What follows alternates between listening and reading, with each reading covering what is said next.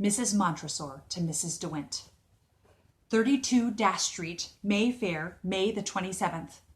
Oh, my dearest Bessie, how I wish we were out of this dreadful, dreadful house.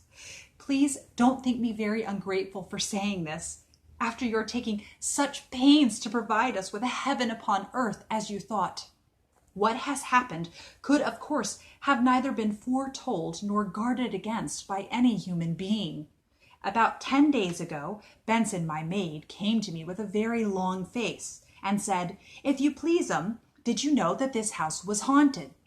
I was so startled, you know what a coward I am. I said, "Good heavens, no. Is it?" "Well, I'm pretty nigh sure it is," she said, and the expression of her countenance was about as lively as an undertaker's. And then she told me that cook had been that morning to order groceries from a shop in the neighborhood, and on her giving the man the direction to where to send the things to, he had said, with a very peculiar smile, "Number 32 Dash Street, eh? I wonder how long you'll stand it. Last lot held out just a fortnight." He looked so odd that she asked him what he meant, but he only said, "Oh, nothing, only that parties never do stay long at 32.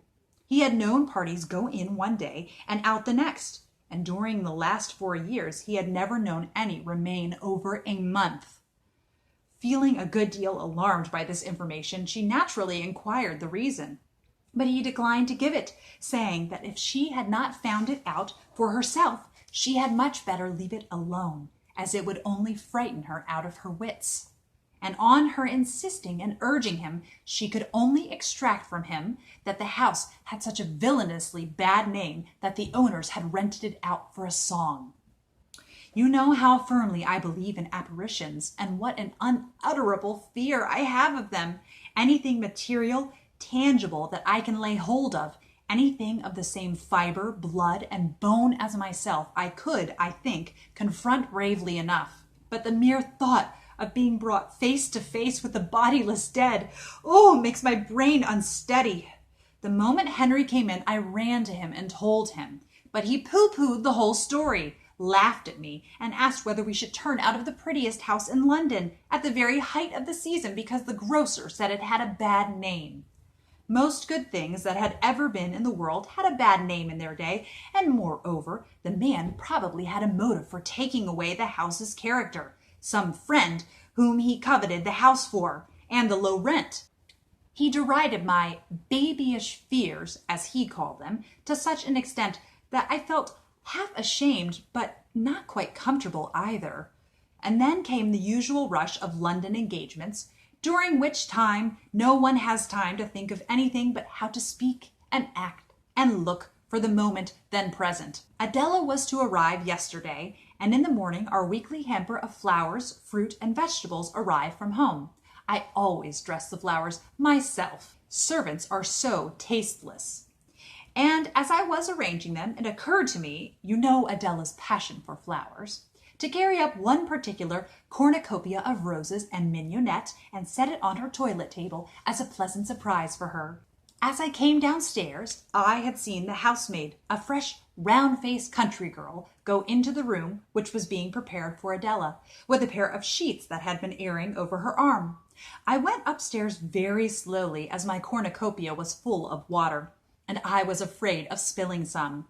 I turned the handle of the bedroom door and entered, keeping my eyes fixed on the flowers, to see how they bore the transit and whether any of them had fallen out. Suddenly, a sort of shiver passed over me, and feeling frightened, I did not know why, I looked up quickly. The girl was standing by the bed, leaning forward a little, with her hands clenched in each other, rigid, every nerve tense, her eyes wide open, staring out of her head, and a look of unutterable stony horror in them. Her cheeks and mouth not pale, but livid as those of one that had died a while ago in mortal pain.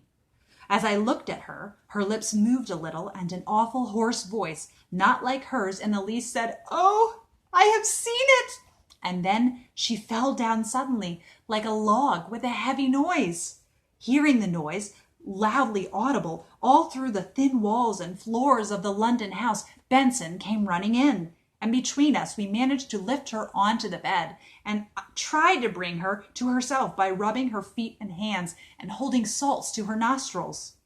And all the while, we kept glancing over our shoulders in vague, cold terror of seeing some awful, shapeless apparition. 2 long hours she lay in a state of utter unconsciousness. Meanwhile, Harry, who had been down to his club, had returned. At the end of the 2 hours, we succeeded in bringing her back to sensation and life, but only to make the awful discovery that she was raving mad. She became so violent that it required all the combined strength of Harry and Phillips, our butler, to hold her down. Of course, we sent off instantly for a doctor, who, on her growing a little calmer towards evening, removed her in a cab to his own house. He has just been here to tell me now that she is pretty quiet, not from any return to sanity, but from sheer exhaustion. We are, of course, utterly in the dark as to what she saw, and her ravings are far too disconnected and unintelligible to afford us the slightest clue. I feel so completely shattered and upset by this awful occurrence that you will excuse me, my dear, I'm sure, if I write incoherently. One thing I need hardly tell you, and that is that no earthly consideration would induce me to allow Adela to occupy that terrible room. I shudder and run by quickly as I pass the door. Yours, in great agitation, Cecilia.